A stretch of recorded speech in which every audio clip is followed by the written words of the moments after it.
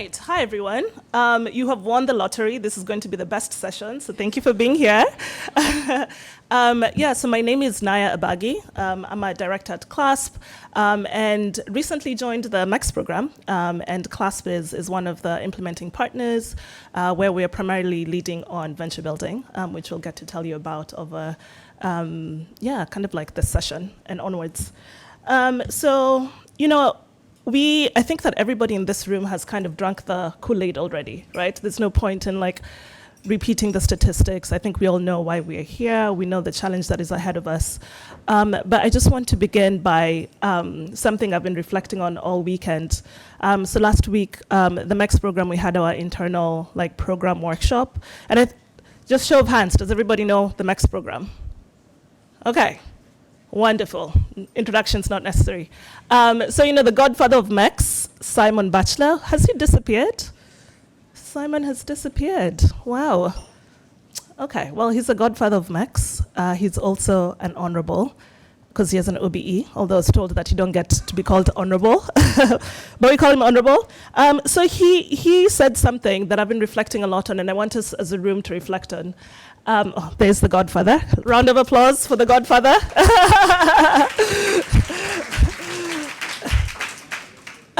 So when we think through the last 5 years, how many people have been kind of like in this energy access, international development space for the last 5 years? Show of hands. Okay, amazing, lots of people. So in the last 5 years that we've all been working really, really hard, how many new humans do we think were put on the earth? New humans. Shout out your number. 2 billion. 2 billion, okay, 2 billion there. Who? Any other guesses? 600 million? Okay. Any other guesses? One last guess. 800 million, okay. Everybody, you've been looking at your numbers. So it's actually about 700 million new humans, new ones, were added to the earth.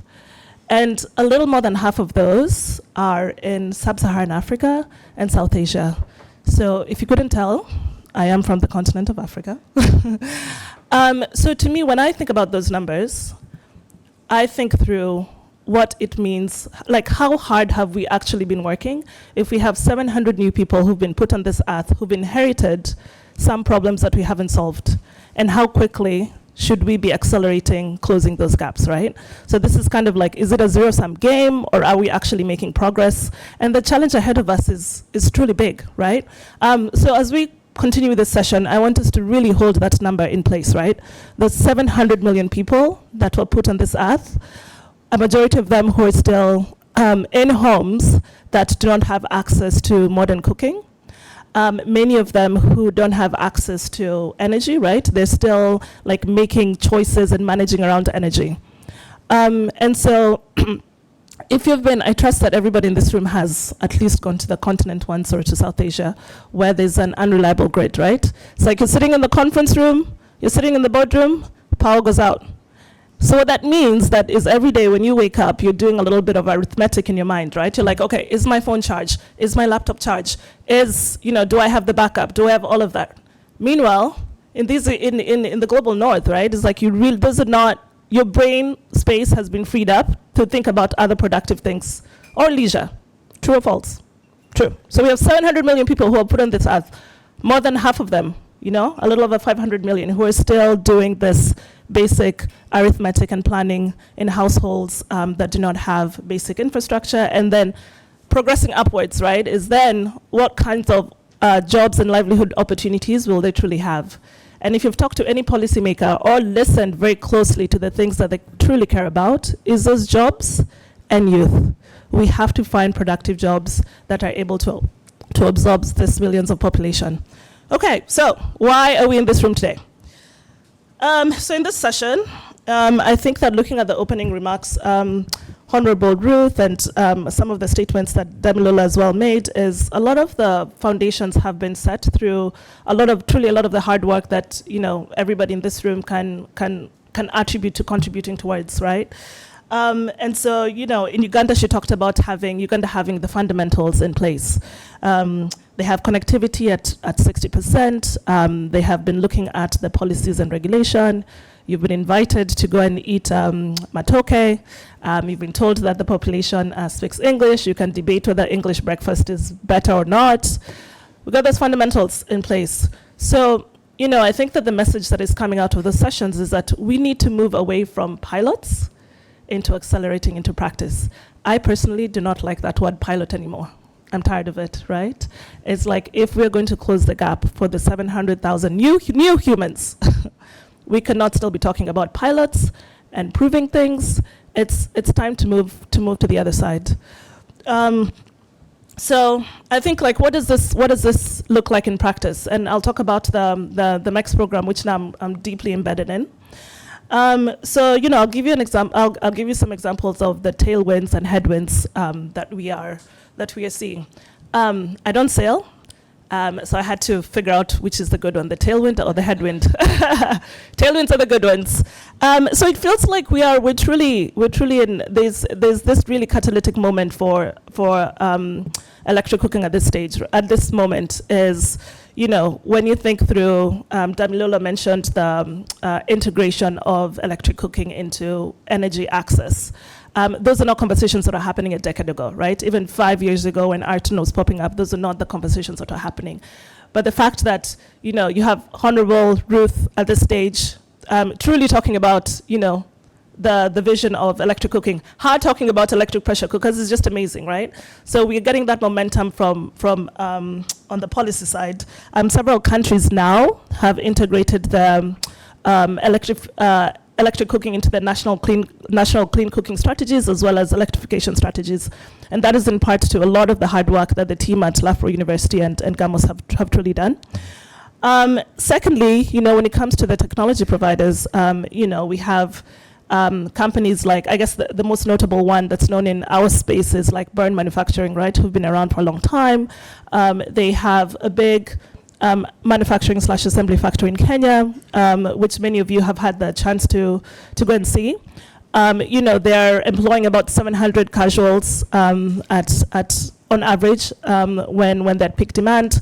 They're expanding into many borders and many actors. But when you zoom out into the universe of big technology appliance companies, right? So, we have companies like Midea, LG, Hotpoint, right? Some of these bigger name brands. They are making these technologies, right? But now the question is, it's not about whether the technology exists or not. It's more about how do you make it fit for purpose, for the context, right? Honorable Ruth really went into talking about the matoke has to be cooked a certain way for us to truly believe that it tastes the same, has the same cultural connotations that we know and love. Third is we're seeing the adoption of policy not just at a national level, but also at the subnational level and regional levels. So a lot more of these subnational governments are raising their hands to be like, okay, let's move away from not just the policy that has been put in place with electrification strategies, but what does that truly mean for the development on a more localized step?